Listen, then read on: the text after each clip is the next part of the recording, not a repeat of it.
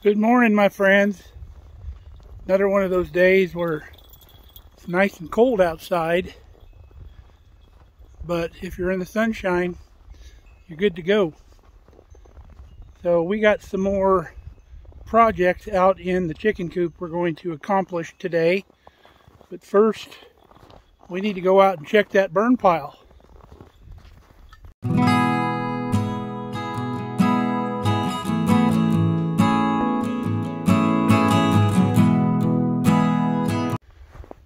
Well, it's looking good. We got a pretty clean burn out here. All we have left, these couple big logs, but even they burnt down quite a bit. So all we have left is these three big ones and this big stump looking thing over here. If I'd have came back out that next morning and threw this stuff together, it probably would have even burned even a little better. But I'm quite pleased with this. It cleaned it up real nice. We'll come out probably later on with the tractor and move these big logs out of here, and then we'll put the bucket back on, and I'll come through here and scrape this ash off, and depending on it, if it's still hot underneath, it probably still is, but if it's not, we'll put it over on our compost pile and mix it in over there. In fact, we'll probably do that, and even if it is hot, we'll throw some snow on top of it and cool it all down and mix it in with the compost. And then eventually, when I work this ground up back here, because I want to plant like a food plot for deer, it won't have like a big nasty spot here. It'll all be incorporated and it'll grow just fine, even right here where this burn pile was. So let's go over and start our chicken coop project. What do you think, Brandy? She's still looking for them rabbits. Alrighty, we got our little propane heater going out here, so it's nice and cozy in here. And what we have is we have our rope lights and our timer that we're putting in the top of the chicken coop here. We're going to be starting over there and putting them all around the top. Now the reason we need the rope lights, because we do have a light up here, but this only comes on when we come in and we're doing work here in the coop. However, your laying hens need more light hours during the day to lay at their peak productivity. And as the days get shorter, the hens will naturally start laying less eggs. So to compensate for that, we add light in the coop. Now they need a bare minimum of 12 hours of light a day. But for peak production, they need 14 to 16 hours of light per day. And that's why we're going to add the rope lighting up in the ceiling. And we've got a type of LED light that is called daylight. There's 3 different kinds of LEDs. So we got the one that was considered more like daylight. And then we'll put that on a timer, so it will extend the light hours after the sun goes down. It'll still be light in here inside the roosting area of the chicken coop, and it will allow those chickens to lay at their peak productivity. So let's start getting this thing installed. So first step is done. We have a 24-hour heavy-duty timer that we purchased, and it plugs directly into the outlet. We plugged it into the upper outlet, so we still have the lower outlet if for any reason we needed that. Now the next step is our rope lighting, and we have a 50-foot roll of indoor-outdoor rope lights.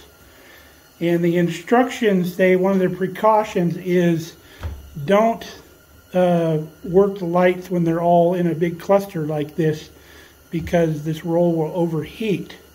But if you're in cold weather, you can plug it in for 2 to 3 minutes to get this thing to unroll a lot easier, and then unplug it. Now for some reason, this set of lights came with 2 power cords. And I don't know if that was a mistake or if for some reason these things go out and they sent you an extra one. But we only need one. It screws into the end of the light plug, and it's got a waterproof gasket on the wire roll, and then it's got a screw nut that comes down over the top of this and seals everything up tight. And this set of lights here is customizable, so there's markings on the tubing where you can actually cut this. If it's a little bit too long, you can cut it to shrink to your application that you're doing. Also, if you buy more than one, you can extend them. It's got a plug on the end that you can extend on and use another roll of lights on beyond the end of this.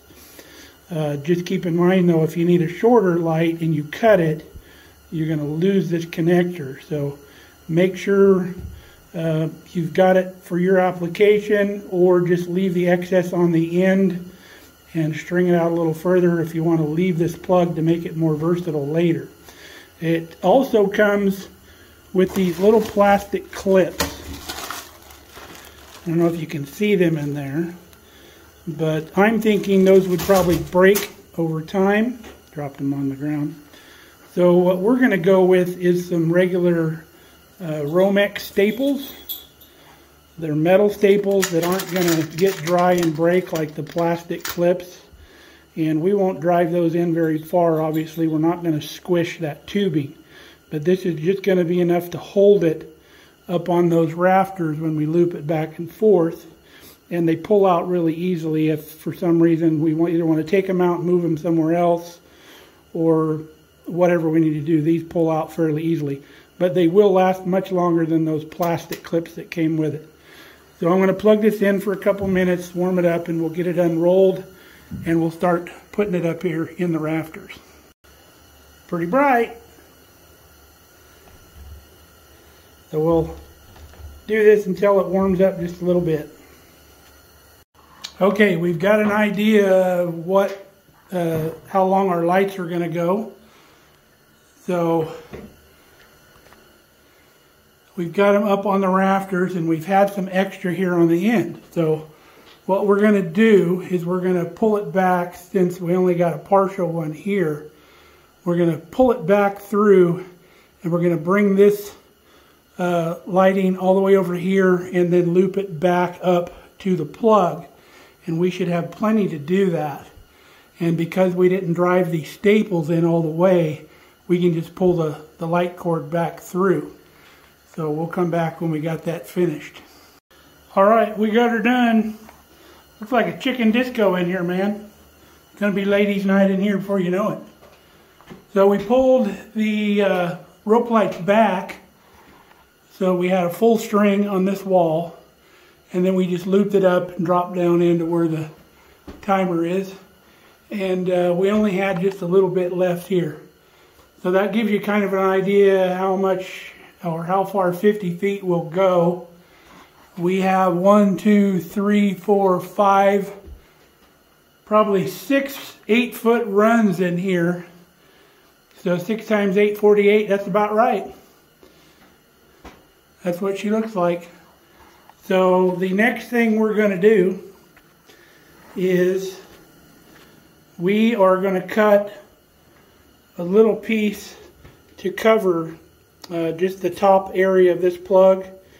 So if the chickens are on a roost bar in here and a little poop comes down the wall or something, it's not getting on that plug, and the chickens don't try to mess with that right there. So let me get that cut and we'll come back and put her on. We got that cut. All that is just a 9-inch triangle, and we put it in the corner, and I brought it down to where it just barely touched the top of this plug. So it's not only going to protect the plug, it'll keep that plug from being unplugged and our door not working. And if we ever need to unplug it for any reason, there's just 2 screws here to pop out real quick. So we've got that taken care of. The next order of business is some roosting bars for in here. And I've come up with a design of my own. We're going to make adjustable roosting bars, because I've always thought that anything you put permanent is permanently in the way. So if they're movable and we need to get in here and work on something, we can just lift them out of the way. So we're going to cut a couple 2x4s to put on each side of the wall to act as our supports for our roosting bars. You can see down here we have our little heated waterer. All this is a regular waterer, and then that's a heated base that it sets on, and it keeps the water from freezing in the winter. I highly recommend too, we keep all of the user manuals. So whatever area that your equipment is in, keep a little folder with all your user's manuals in it. I have an area in the shop that I keep all the stuff for my shop, and we have a file also in the house for all of the appliances and stuff in the house. We keep all of our user manuals together. Okay, we've got our Roost Supports made. As you can see, we've notched them. And the reason we've notched them, we've made them adjustable. So our roosting bars, made out of 2x4s, can be in any slot, and it gives Kelly lots of choices where she wants her roosting bars. And we did the same thing on the other side. We're probably going to come in here and put some covers, just like we did over here, because we don't want chickens sitting up on here, because they'll make a mess in here. And then the roosting bars is just a flat 2x4. And you can imagine if it was, we just left the flat one on top, once you get a bunch of chickens on there, it's going to want to sag. So we took another 2x4 and put it on edge underneath and screwed it down through. So it gives it rigidity this way, and it'll take a lot more weight. And the bottom board also locks it in here, keeps it from sliding back and forth. And then we'll show you how this works. So you obviously don't want your roosting boards one on top of the other. The back one's usually the highest. So Kelly can take this bottom roosting board and she can put it out here wherever she wants it. And it fits right in the slot, locks it in, so that bar's not going nowhere. Now, if you want it a little more permanent, which I don't think the chickens are going to be able to move these things around, but you could come through and like drill a hole and just run a screw down there, and then you only got to pull 2 screws loose if you want to move the roosting bars. But you can see how easy they move. Let's go into that next slot. Then we got her made. We can bring this one out a little further.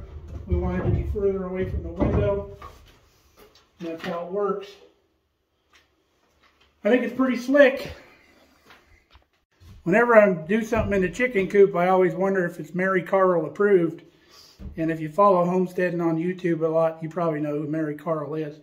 If not, go check out Cog Hill Farm on YouTube. The young lady lives on a homestead there with her folks, Jason and Brooke. And that girl is a chicken wizard. She's a walking chicken encyclopedia. She can tell you what every breed is, what color eggs they lay, what color they're going to be when they grow up. She incubates and broods her own chicks. She's an amazing little girl. She's fun to watch. And her folks, Brooke and Jason, are still doing homesteading the way it needs to be done. They're doing all the work themselves. And unlike some of the other homesteaders on YouTube, where they've turned it into just a business and it's hard to watch them anymore, and they don't have time for nothing because they've gotten too big for their britches. Jason and Brooke are still doing it the right way. In my opinion, if you got an employee on your farm working for you, you can't call yourself a homestead anymore. But that's just my opinion. Maybe someday we can go visit them. We'd love to go visit their farm and visit with those folks. They seem like real nice people.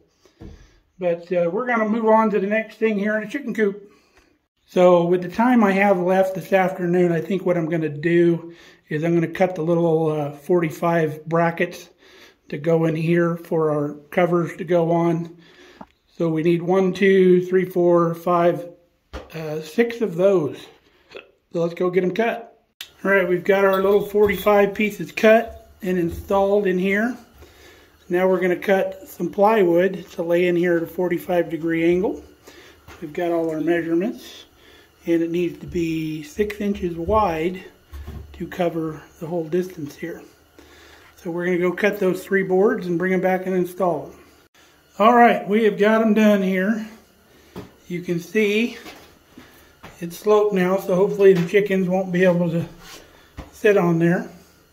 I was telling Kelly the other day that I think the chickens will eventually get up there and get on that rat run up there on top of this board here. It's called a rat run. It's on that bottom cord of the trusses. I think they're going to jump up there, but she doesn't seem to think they will. But that's about all we have time for today. We've got the roost bars done. We've got the little cover for the outlet, stuff like that, and we wrapped up the top of this over here. Now eventually I want to do that over here on top of the nest boxes. I want to do that here too, because I don't want chickens sitting here either. And then we'll see what we need to do here with the window. Maybe I'll just cut a little 45 piece that fits right in there. So maybe they won't be able to stand on that either. But it's time to go in. We're running out of time today. I'm going to take my lovely wife to dinner tonight. Dinner and a movie. There's a new movie coming out that we want to go see. So we hope you've enjoyed what little we did today on the chicken coop. Getting this thing ready to go. Those birds will be out here before we know it. But we'll post a couple videos up here that you can check out on your way out. Till next time, stay safe, stay healthy. We love you guys. Come back and see us here on Mark Kelly's farm. Bye.